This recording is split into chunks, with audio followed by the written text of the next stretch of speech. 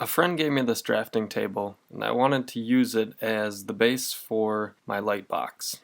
To start, I picked up this can of frosted glass spray paint and a sheet of plexiglass and sprayed that and set it aside. Next, I took measurements of the tabletop. For this light box, I wanted it to sit on top of the tabletop and kind of wrap around the outside, so it acted like a sleeve to the current tabletop. I wasn't going to attach it with any screws or nails or anything like that, so if I ever wanted to pick this light table up and move it, I could, and I think you'll get a better idea of that in a little bit.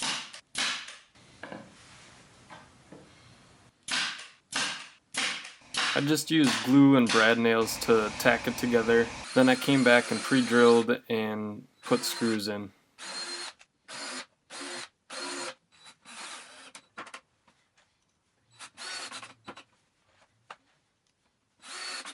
Here you kind of get the idea of the box sliding on top and around the tabletop, kind of like a sleeve. So the next thing was to make supports that would go across the bottom of the light box and hold it at a consistent depth on the tabletop. These spacer blocks represent the top of the table, and then the support goes in there, and I'll screw it in from the side. So the actual tabletop will sit on these supports while also being wrapped around with the box, if that makes any sense.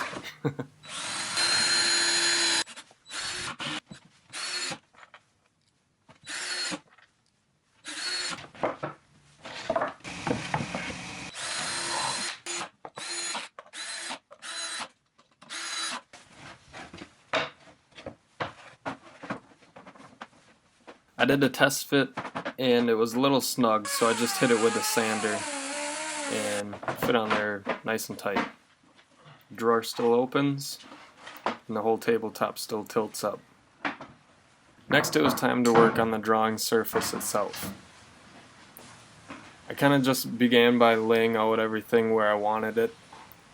Next I had to take the 1/4 inch melamine and trim it down to size so that it matched the size of the plywood underneath it.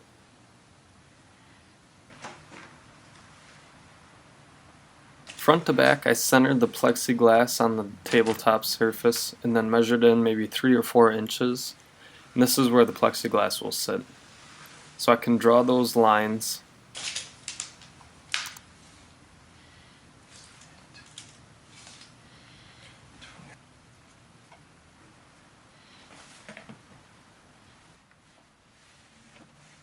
Once I got 3 sides, I just matched up one in the corner, and then I could draw the 4th side. I drilled a pilot hole and began cutting that out with a jigsaw.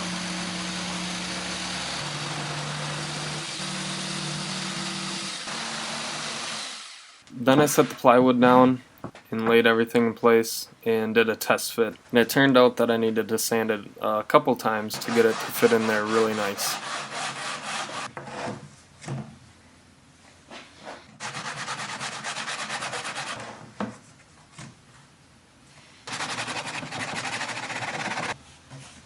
And I finally got it.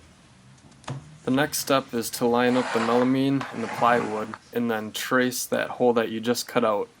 From there I marked a 1/2 inch in on all 4 sides, and this is the line that you want to cut out. This provides a lip for the plexiglass to sit on, as you can see here. Next I made a simple box for holding all the lights. Now the depth of the box isn't crazy important, but keep in mind that the deeper the box is, the more dispersed the light will be once it hits the surface of the plexiglass. It will give you a more even spread of light. So I made the box and then I attached it to the plywood.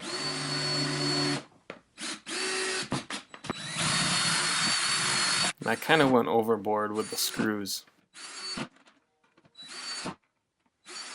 This hole is for a pencil so that I can pop out the plexiglass should I need to.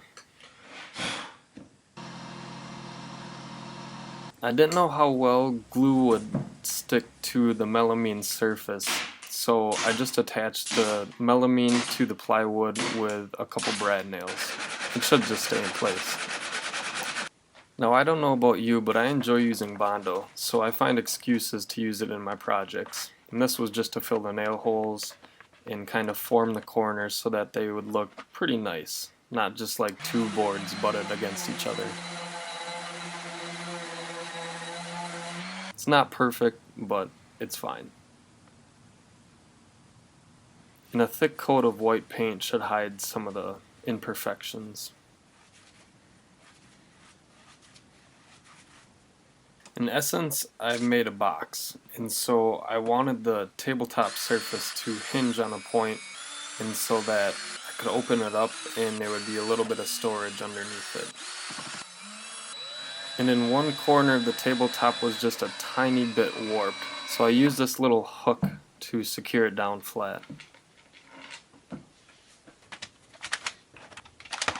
For the light, I used a strip of dimmable LEDs so I had control over the intensity while I was drawing. You can cut these LEDs every 3, then you connect them together with these little prong connectors.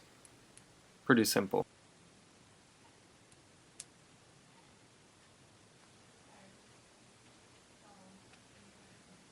I started with 4 strips, tested it out, and added 2 more, so in total I had 6 strips of lights going across. I added trace paper to the underside to disperse the light even more. First day of snow here in Wisconsin, but I had to get one last piece, a little trim piece, to tidy up the outside corners.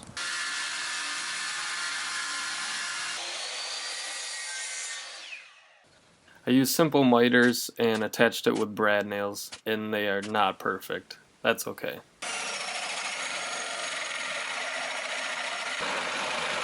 I wanted some power in this thing, so I drilled a hole in the side and ran a power strip through it.